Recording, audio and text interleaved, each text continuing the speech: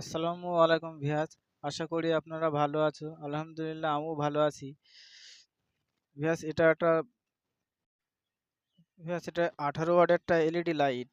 এটার প্রবলেম হলো ভিয়াজ দেখেন ব্লিঙ্কিং করছে, আপ ডাউন করছে লাইট, আপ ডাউন করে জ্বলছে। ভিয়াজ এটা কি প্রবলেম, এটা তোমাদের দেখাবো ঠিক করে ফ্যান, যাতে আপনারা নিজেরাও ঠিক করতে পারেন।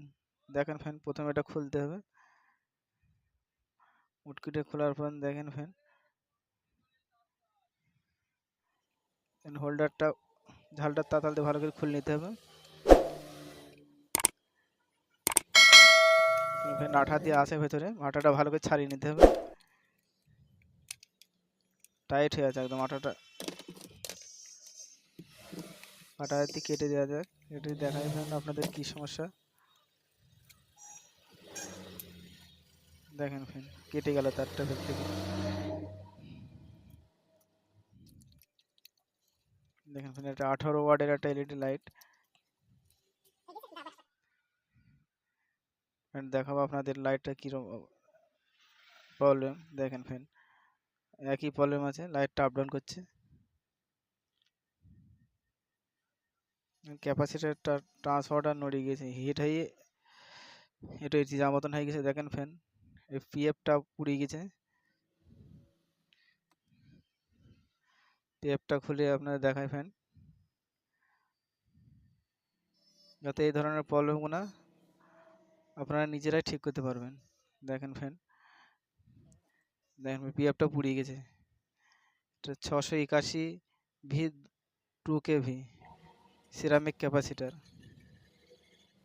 এটা নতুন লাগিয়ে দেখা যাক ফ্যান।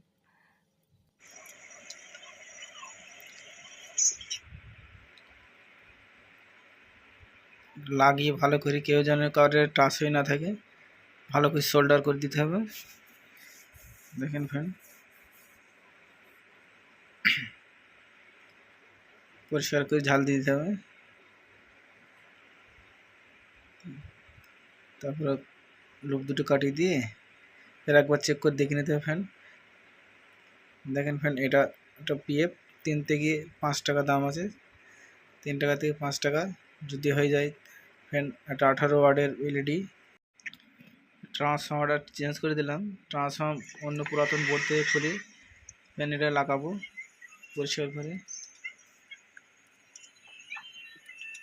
এই ট্রান্সফর্মারগুলো পুরাতন বোর্ডে পাওয়া যাবে, অনেক বোর্ড আছে, তাতে দেখি আপনাদের কাছে যদি থাকে খুলে লাগাবেন। দেখেন ফ্যান পরিষ্কার করে লাগানো হয়ে গেছে। এবার চেক করে ফের দেখাবো আপনাদের। দেখেন ফ্যান 3 টাকা থেকে 5 টাকা একটা পিএফ লাগিয়ে দিলেই লাইটটা ওকে হয়ে গেল।